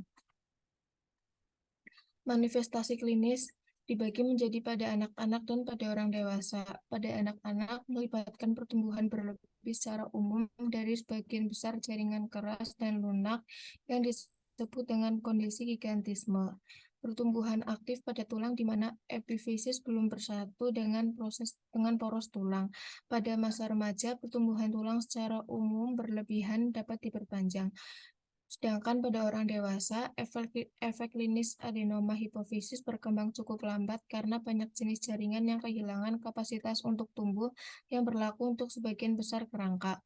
Namun pada kasus kelebihan hormon pertumbuhan dapat juga merangsang mandibula dan jari tangan. Pertumbuhan kondilus mandibula juga dapat terlihat dan sangat menonjol. Selanjutnya untuk interpretasinya yaitu tumor hipofisis yang memiliki peran pada hiperpituitarisme sering menghasilkan pembesaran seperti balon dari sela tursika. Dalam beberapa contoh, mungkin sela tidak terjadi pembesaran sama sekali. Gambaran tengkorak secara khas akan mengungkapkan pembesaran pada sinus paranasal, terutama pada sinus frontalis. Hiperpituitarisme menyebabkan pembesaran rahang, terutama mandibula. Di gambar yang kiri, yaitu gambar A, yaitu contoh akromegali bermanifestasi sebagai pertumbuhan berlebih dari mandibula, sehingga mengakibatkan hubungan kelas 3 rahang atau rangka rahang. Selanjutnya pada gambar B, bagian dari lateral tengkorak, tampilan pasien yang sama menunjukkan pembesaran pada sela tursika. Selanjutnya, hipopituitarisme. Hipopituitarisme merupakan akibat dari penurunan sekresi hormon pituitari. Biasanya penyakit yang paling sering adalah defisiensi growth hormone. Gambaran klinisnya yaitu mengalami tanda-tanda dwarfism, akan tetapi dengan proporsi badan yang relatif proporsional. Studi mengatakan bahwa biasanya hipopituitarisme juga ditandai dengan kegagalan perkembangan rahang, baik maksila dan mandibula. Biasanya dimensi tulang pada orang dewasa yang mengalami hipopituitarisme ini memiliki ukuran yang hampir sama dengan anak-anak berusia 5-7 tahun. Untuk interpretasinya yaitu ditandai dengan erupsi gigi primer yang sesuai jadwal, akan tetapi terjadi eksfoliasi yang terlambat beberapa tahun. Mahkota gigi permanen tampak normal, akan tetapi erupsinya mengalami delay beberapa tahun. Biasanya penderita hipopituitarisme ini tidak memiliki benih molar 3, disertai dengan mandibula yang kecil sehingga menimbulkan potensi untuk mengalami crowding atau maloklusi. Selanjutnya untuk manajemen perawatannya yaitu diarahkan pada penghilangan penyebab dengan cara menggantikan fungsi hormon pituitari pada organ target. Selanjutnya, hipertiroidisme. Hipertiroidisme adalah sindrom yang melibatkan produksi berlebih tiroksin di kelenjar tiroid. Bentuk paling umum dari hipertiroidisme adalah gondok toksik difus atau penyakit Graves, gondok nodular toksik, dan adenoma toksik, tumor jinak kelenjar tiroid. Manifestasi klinisnya yaitu penderita dengan hipertiroid akan menunjukkan gejala seperti penurunan berat badan, tidak tahan terhadap cuaca panas, rambut rontok, jantung berdebar, sering buang air besar, tangan bergetar, serta bola mata akan tampak menonjol keluar. Selanjutnya untuk imaging fitusnya itu penderita dengan hipotiroid umumnya akan mengalami gambaran radiologi berupa bone loss. Hal ini dikarenakan pada penderita hipertiroid ini terjadi peningkatan jumlah biochemical markers resorpsi tulang seperti osteokalsin, alkalin fosfatat, bone specific alkalin, dan urinary collagen piridinolin sebagai karakteristik penderita hipertiroid yang menyebabkan kepadatan tulang menurun sehingga mudah terjadi resorpsi tulang. Berikut adalah gambaran bone loss pada pasien hipertiroid. Selanjutnya untuk penata laksanaannya yaitu dapat mencakup pemberian obat anti-tiroid, ablasi radioaktif iodin, dan pembedahan. Obat anti-tiroid yang digunakan adalah propiltiuracil, karbimazol, dan metimazol. Mekanisme kerja golongan obat ini adalah menghambat oksidasi dan organifikasi iodin melalui inhibisi enzim tiroid peroksidase dan menghambat proses coupling iodotirosin menjadi T4 dan T3. Selanjutnya, hipotiroidisme. Hipotiroidisme merupakan hasil dari sekresi tiroksin yang tidak mencukupi oleh kelenjar tiroid meskipun ada hormon perangsang tiroid. Hipotiroidisme biasa juga disebut dengan keratinisme atau myxedema. Clinical features untuk pada anak-anak, hipotiroidisme dapat mengakibatkan keterbelakangan mental dan perkembangan fisik. Dasar tengkorak menunjukkan osifikasi tertunda dan sinus paranasal hanya menunjukkan reumatisasi parsial. Kemudian pada anak-anak terjadi perkembangan gigi yang tertunda. Untuk orang dewasa terjadi pembengkakan myxedematosa, lalu untuk gejalanya lesu, memori yang buruk, ketidakmampuan untuk berkonsentrasi, sembelit, dan intoleransi dingin. Kemudian wajah kusam dan tanpa ekspresi, edema periorbital, lidah besar, rambut jarang, dan kulit yang terasa seperti adonan saat disentuh. Next. Untuk imaging features-nya, pada anak-anak terjadi penutupan epifisis dan sutura tengkorak yang tertunda dengan produksi banyak tulang wormian atau tulang aksesori sutura. Efek pada gigi termasuk erupsi tertunda, akar pendek, dan penipisan lamina dura, kemudian maksila dan mandibula yang relatif kecil. Untuk orang dewasa dapat menyebabkan penyakit periodontal, kehilangan gigi, pemisahan gigi akibat pembersihan lidah, dan resorpsi akar eksternal. Untuk perawatannya, dengan penggantian hormon dan pemantauan berkala untuk mencegah perkembangan hipotiroidisme iatrogenik. Next. Kemudian diabetes mellitus untuk tipe 1 yaitu insulin dependen merupakan akibat dari tidak adanya atau insufisiensi insulin, yaitu hormon yang diproduksi oleh sel kula Langerhans pada pankreas. Pasien dengan DM tipe 1 hampir tidak memiliki sel B. Lalu untuk tipe 2 yaitu tidak tergantung oleh insulin yang merupakan akibat dari resistensi insulin. Pasien masih memiliki sel B walau hanya setengah dari normal.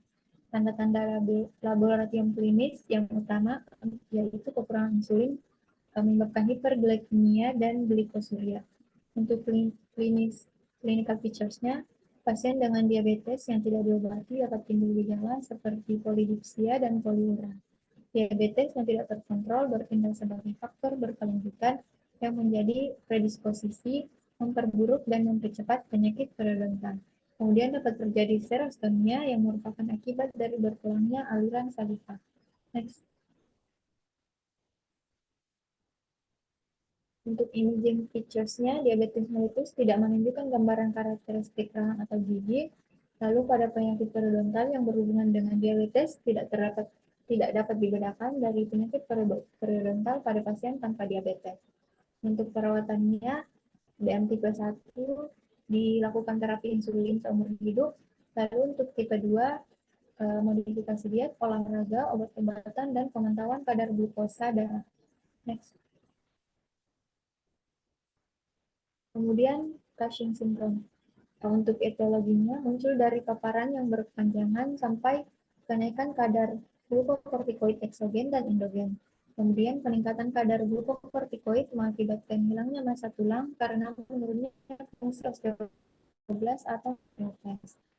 Untuk clinical features-nya terjadi obesitas, kecuali pada ekstremitasnya, kemudian prominent pada bagian bawah, moon face dan punggung atau buffalo hump. Adanya stri ungu dan kelemahan otot, kemudian terjadi hipertensi dan diabetes yang secara bersamaan. Next. Untuk imaging features-nya, osteoporosis sekunder sampai penurunan aktivitas osteoblastik dan meningkatnya aktivitas osteoklas. Mineralisasi yang dapat mengakibatkan fraktur patologis tulang dapat menunjukkan pola granular sebagai akibat dari pembentukan tulang trabekula yang banyak, pendek, dan acak. Kemudian penipisan tengkorak dapat disertai dengan adanya nuclear appearance.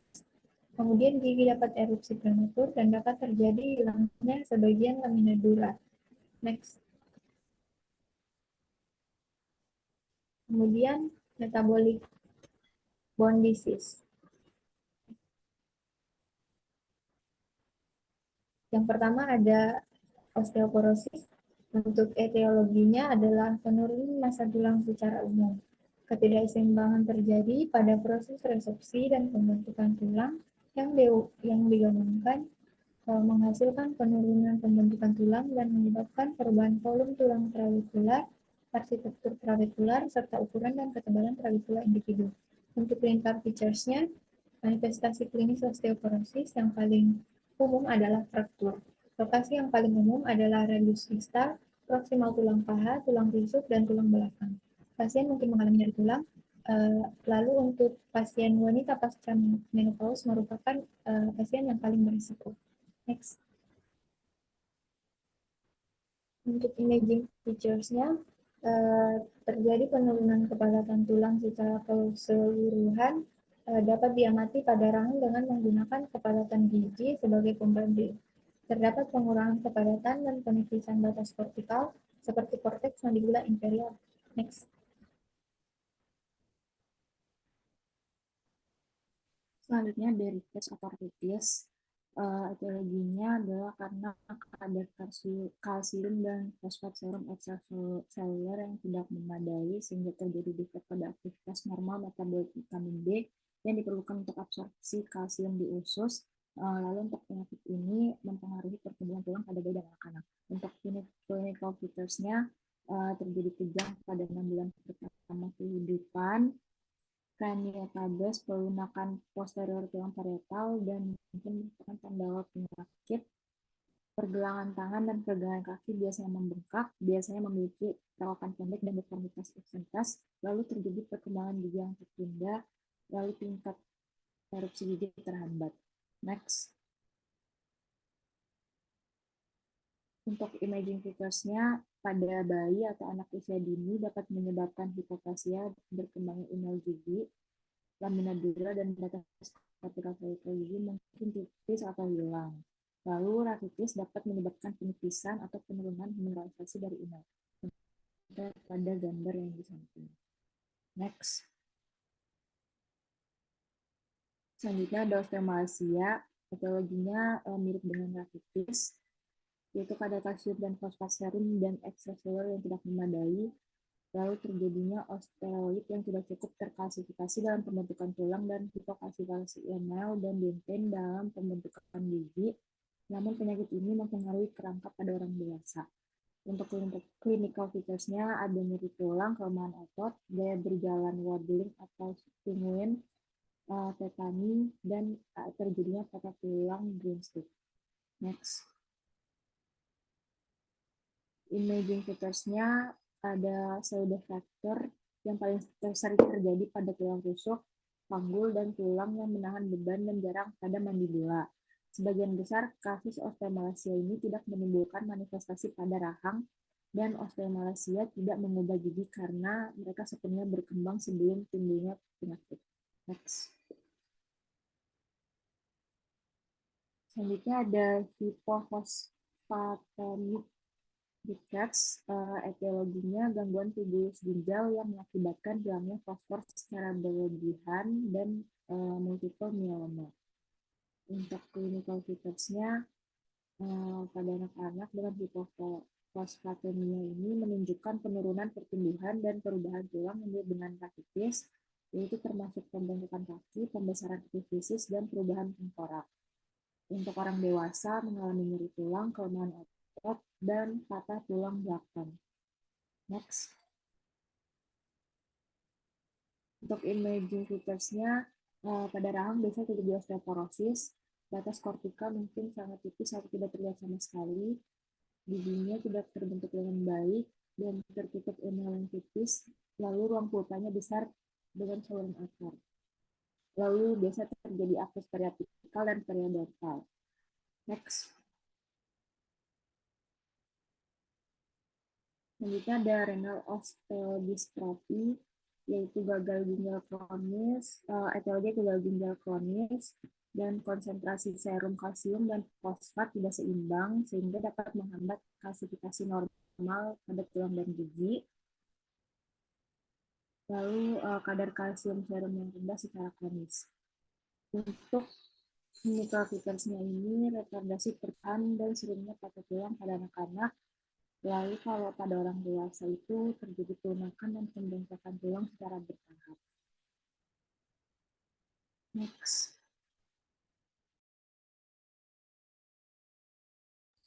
Untuk imaging features-nya, densitas mandibula dan maksila seringkali kurang dari normal dengan batas kortikal yang tipis. Lalu adanya hipoplasia dan hipokalsifikasi gigi yang mungkin terjadi, terkadang mengakibatkan hilangnya email pada gambar diagnostik. Lalu lamina duranya mungkin tidak ada atau kurang jelas pada kasus densclerosis. Next. Selanjutnya, hipofosfatasia.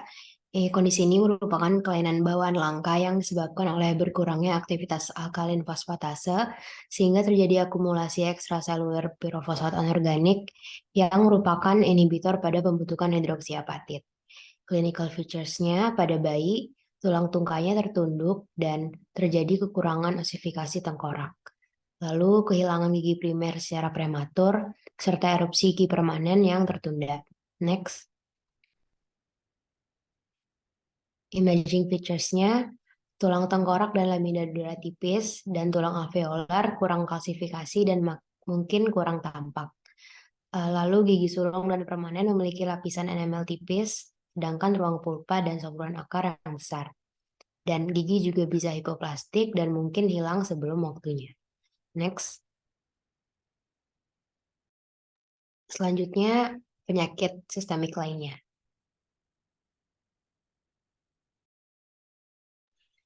Yang pertama ada progressive systemic sclerosis. PSS atau skleroderma merupakan penyakit jaringan ikat yang menyebabkan deposisi kolagen sehingga terjadi sklerosis kulit dan jaringan ikat lainnya. Pada clinical features-nya tampak kulit yang terlibat, menebal, dan bertekstur kasar, disertai serostomia serta peningkatan jumlah gigi yang rusak, hilang, atau ditambal, dan penderitanya cenderung memiliki pocket periodontal dan gigivitis yang dalam. Untuk imaging features-nya, pada gigi terjadi pelebaran ligamen periodontal, sedangkan lamina dura tampak normal, gingival attachment juga tampak utuh. Pada rahang terjadi resorpsi bilateral dan simetris, dan erosi halus dan tajam. Untuk diferensial diagnosisnya malignan neoplasia, dan untuk manajemen perawatannya yaitu fotopanoramik untuk menilai integritas tulang. Next. Selanjutnya, sickle cell anemia.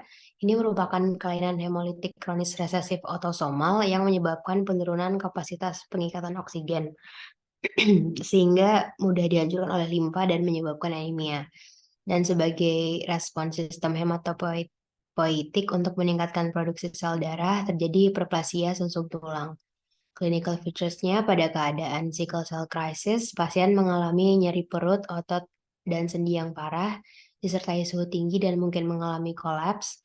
Dan pada periode ringan, pasien mungkin mengeluh kelelahan, kelemahan, sesak napas, dan nyeri otot, serta sendi. Untuk imaging features-nya, hiperplasia sumsum tulang dengan tulang cancellous, serta osteoporosis general pada rahang. Manajemen sickle cell anemia ini bersifat suportif, kuratif, dan bertujuan untuk mengontrol gejala serta mencegah komplikasi. Next. Yang terakhir yakni thalassemia. Ini merupakan kelainan herediter yang mengakibatkan defek pada sintesis hemoglobin sehingga sel darah merah memiliki kandungan hemoglobin yang lebih sedikit tipis dengan masa hidup yang lebih pendek. Sama seperti sebelumnya, sebagai respon sistem hematopoietik terjadi hiperplasia sumsum tulang. Untuk clinical features-nya, wajah mengembangkan tulang pipi dan premaksila yang lebih protrusif dan menonjol, sehingga menghasilkan rodent-like face. Kemudian untuk manajemennya dilakukan suplementasi zat besi serta hipertransfusi pada thalassemia mayor. Kemudian untuk imaging features-nya mungkin bisa di next slide. Radiolusensi tulang pipa dengan penipisan kortikal di tengkorak, ruang diploid menunjukkan penebalan, terutama di daerah frontal, menunjukkan tampilan granular umum, dan kadang-kadang efek hair on end berkembang. Kemudian hiperplasia sumsum tulang yang parah, mencegah pneumatisasi sinus paranasal yang menyebabkan perluasan maksila yang mengakibatkan maloklusi, serta pada rahang tampak radiolusen dengan penipisan batas kortikal dan pembesaran ruang sumsum. Trabekula besar dan kasar, lamina dura tipis, dan akar gigi mungkin pendek. Next.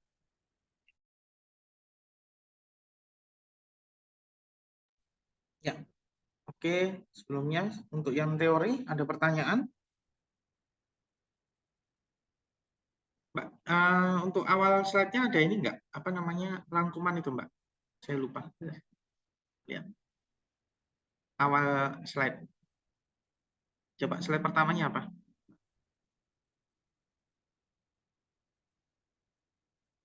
Slide pertamanya kuliah.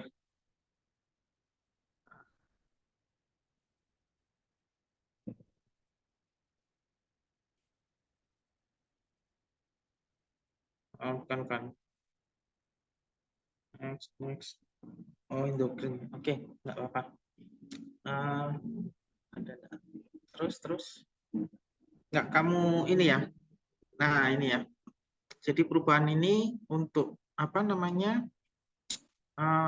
Sistemik ini supaya bisa dilihat ya dari sisi radiograf kita itu ada perubahan di tulang, biasanya tulang sama gigi ya, otomatis jaringan kerasnya.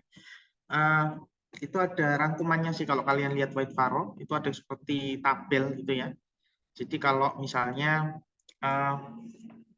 hiperparatiroid itu dia akan menurunkan densitas tulang seperti itu ya. Kemudian nanti ada jarang sih yang apa namanya menaikkan ya, rata-rata memang turun. Kemudian nanti ada dia ngefek nggak ke giginya gitu ya, atau dia ngefek ke trabekulanya, pola trabekulanya nanti bisa melebar atau gimana rapat, itu ada di rangkumannya itu di tabel. Nanti kalian bisa lihat di textbook ya, untuk memudahkan kalian mengenali dari ciri-ciri sistemik ya, karena sistemik itu apalagi kalau yang apa namanya darah seperti thalassemia, sickle cell itu agak sulit membedakan. Kemudian kalau misalnya ada yang sama-sama mempengaruhi tulang menurunkan itu seperti hiperparatiroid sama renal misalnya, itu nanti bedanya di mana itu bisa kelihatan di situ ya. Oke. Mungkin ada pertanyaan untuk ini sistemik. Jadi di sini kalau kalian misalnya mendapatkan suatu kasus systemic disease ini, kalian menduga ya, itu kan ada ciri-ciri yang sudah disampaikan teman kalian ya. Jadi tidak bisa langsung memastikan oh ini sistemiknya ini gitu, nggak bisa ya. Kemungkinan dia ada penyakit sistemik. Jadi gambaran-gambaran ini memang apa namanya si pasien itu sudah ada keterangan klinis sebelumnya ya. Jadi kalau tidak ada keterangan klinis, kalian agak sulit untuk melakukan dugaan penyakit sistemiknya. Seperti itu. Oke. Ada pertanyaan untuk yang teorinya? Belum? Lanjut ke kasus ya. Sudah mepet. Lanjutkan ke kasusnya, Mbak. Kelompok sistemik. Ada berapa kasusnya? Ada 2, dokter. Oke, ya silakan.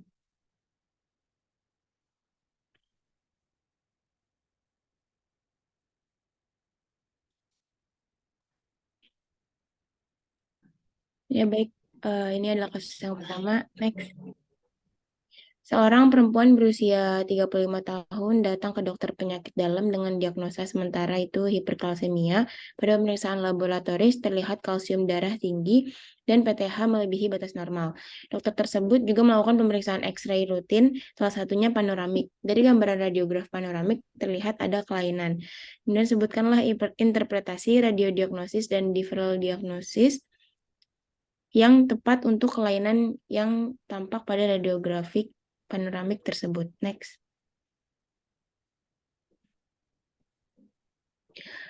Gigi 14, gigi 15, gigi 16, gigi 27 tampak gambaran radiopak karena pembesaran sinus paranasal. Kemudian terlihat gigi 37, 32, 41 tampak meringkuk karena pembesaran mandibula. Kemudian tampak gambaran radiolusen pada rahang atas karena pembesaran. Untuk radiodiagnosisnya, hiperparatiroidisme primer dan diferensial diagnosisnya Cushing syndrome. Ya, bentar, ini dulu aja. Ada pertanyaan di sini?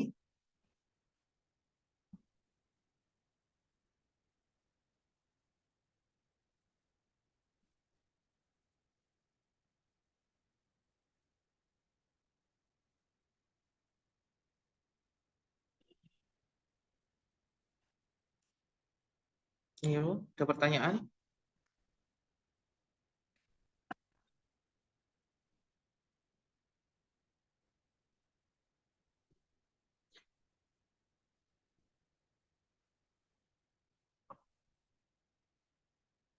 Ya, silakan ditanyakan dulu. Sian, kelompok yang ini nggak punya pertanyaan, nggak punya nilai diskusinya nanti.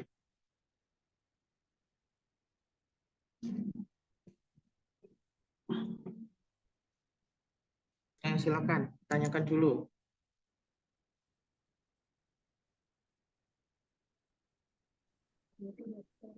Izin bertanya.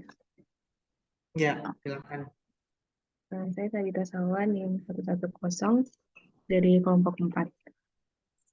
Di situ disebutkan bahwa pada gigi 31, 32, dan 41 tampak meringkuk karena pembesaran mandibula. Nah, itu maksudnya dari meringkuk itu gambarannya bagaimana ya, dokter? Terima kasih. Ya, silakan dijawab dulu sama kelompoknya dulu ya.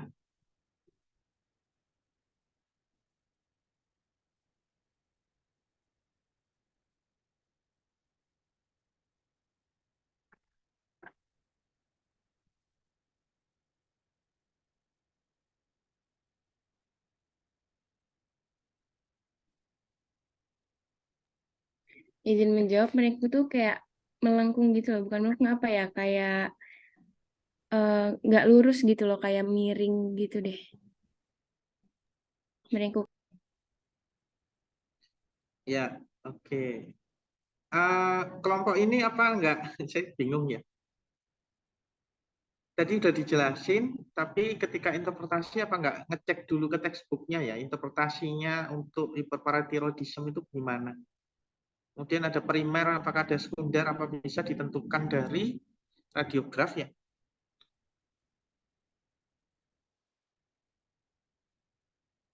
Meringkuk itu apa ada bahasa interpretasi meringkuk?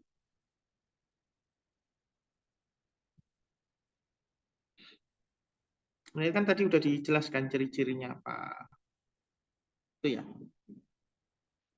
Radiografnya. Iya, dokter. Ya. Terus kenapa tidak sesuai dengan interpretasinya? Apakah untuk Hiperparatiroid itu ada hubungannya dengan sinus paranasal di teori yang kalian sampaikan.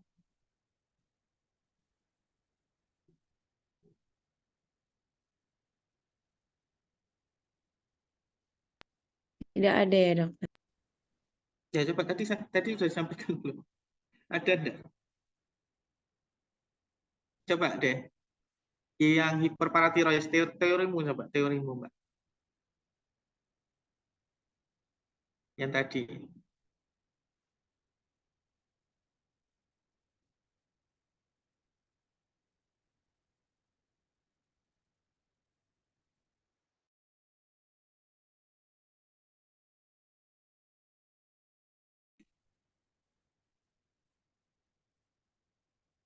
Ini hiper.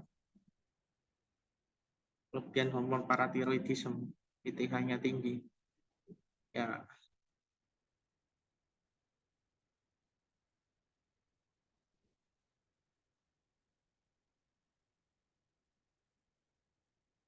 Yang gambaran radiografnya.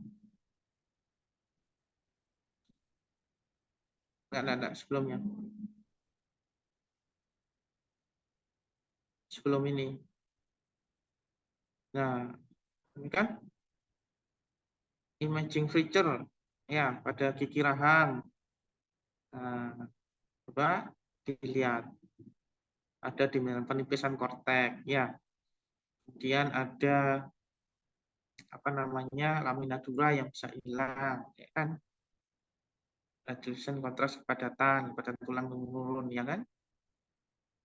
Oke, nah di sini kok enggak terinterpretasi di jawaban kalian, di kalian kelompok ini, kok tidak sesuai ini? Ya, coba nanti ke kasus sekarang, balik.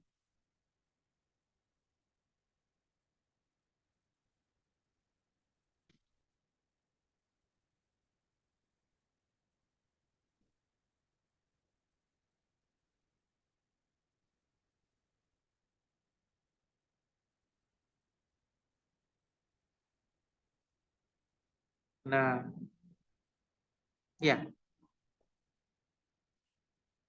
oke, tidak sesuai sama yang teorinya, interpretasinya ya. Kan ini ciri-cirinya sudah jelas. Ini ada pola trabekula yang abnormal, ya kan? Trabekulanya kalian nggak kelihatan tuh ya, kan? Korteknya tipis, mana korteknya nggak kelihatan ya. Inferior korteknya itu kan harusnya radiopak tebel kan ya, nggak kelihatan. Lamina duranya nggak kelihatan, ya. Ada bentuk-bentuk dari apek di beberapa gigi kelihatan runcing, ya, pelancip. Nah itu ciri khasnya ya. Nggak ada untuk hiperparatiroid itu nggak bisa dia apa maksudnya bukan nggak bisa ya, nggak ada hubungannya dengan tulang membesar ya. Ya kalau hiperpituitari baru ya biasanya hubungannya sama perkembangan tulang kalau pituitari itu ya, karena dia di sumsum tulang ya, itu hormon pituitarisme itu ya. Jadi ini tolong diperbaiki ya. Oke, kalau ini kalian meringkuk kayak miring itu kan teknik ya larinya. Nah ini enggak seberapa sih, enggak terlalu. Ya memang dia melengkung itu tekniknya. Teknik pengambilan radiografnya kan kalian sudah belajar di radio RKG 1 ya. Baik, Oke. dokter, nanti akan kami revisi. Ya, oke, lanjut ke kasus 2.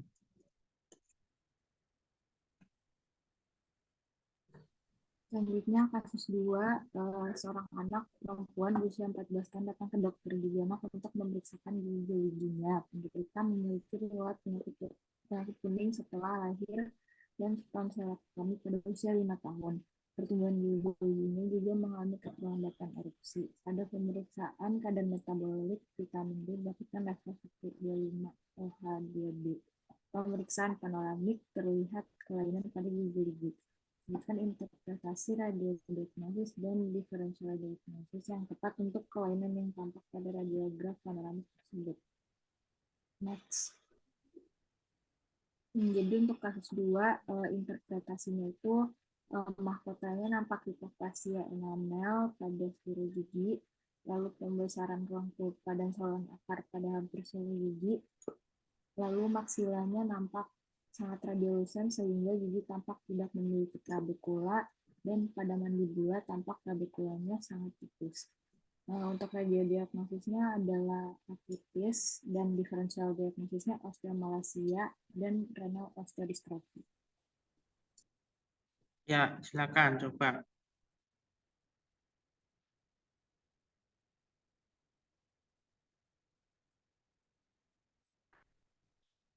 Pertanyaan dulu deh kelompok ini, ada lagi yang tanya dulu untuk kasus ini. Izin bertanya. Ya, silakan. Saya Maria Aflaga dari tim 094. Saya izin bertanya mengenai diferensial diagnosis. Mengapa lebih memilih osteomalacia dan renal osteodystrofi?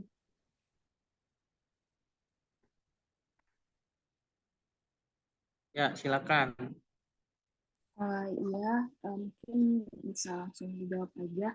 Kalau misalkan di kasus 2 ini diferensial diagnosisnya osteomalacia karena pada kasus 2 ini terdapat persamaan, yaitu terjadi hilangnya lamina dura. Namun perbedaannya dengan rakitis, pada kasus ini kondisi giginya ini mengalami perubahan, sedangkan kalau pada osteomalacia itu tidak mengalami perubahan. Lalu kalau renal osteodystrofi, persamaan itu adanya enamel hipoplasia. Namun perbedaannya pada kasus ini ukuran rahang dan kepadatan tulangnya ini tetap. Gitu, Mariana. Apa sudah jelas? Sudah, terima kasih, Kini. Ya, ini benernya dua-duanya ya. Rickets itu sama osteomalacia itu bedanya. Nanti kalau yang rickets itu dia mulai dari awal ya. Kalau yang osteomalacia itu cirinya sama ya. Jadi osteomalacia itu terjadi ketika fase pertumbuhan sudah berhenti. Istilahnya gitu ya. Nanti dibaca lagi. Jadi osteomalacia itu biasanya terjadi pada dewasa ya. Jadi setelah tahap macurnya ya, itu baru dia terjadi gangguan ya. Kalau yang rickets itu dari awal, biasanya pada anak-anak ya. Itu jadi tidak bisa dititikkan gitu ya. Kalau renal oke ya. Oke. Itu kemudian hipoplasia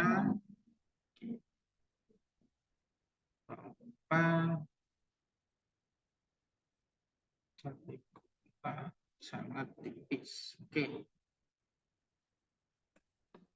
Ya, intensitas. Ya, oke. Yang ini masih lumayan ya, beda sama yang tadi. Oke, ada pertanyaan lagi? Tidak ada? Ya, kalau tidak ada, untuk kelompok sistemik ya, mungkin yang tadi ya, yang hiperparatiroidnya diperbaiki itu interpretasinya ya. Saya kira itu, kalau sudah tidak ada pertanyaan ya, ketemu lagi minggu depan normal, tidak ada, saya sudah tidak ada jadwal ya. Nanti kalau memang ada saya beritahu. Oke, saya kira itu dari saya. Mohon maaf bila ada kekurangan. Selamat siang. Assalamualaikum warahmatullahi wabarakatuh. Terima kasih, Dokter. Ya.